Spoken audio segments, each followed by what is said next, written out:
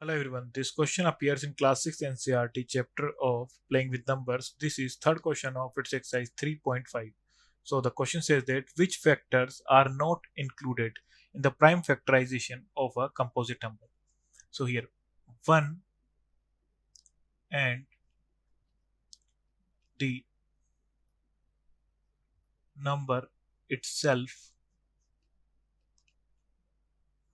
is not included in the prime factorization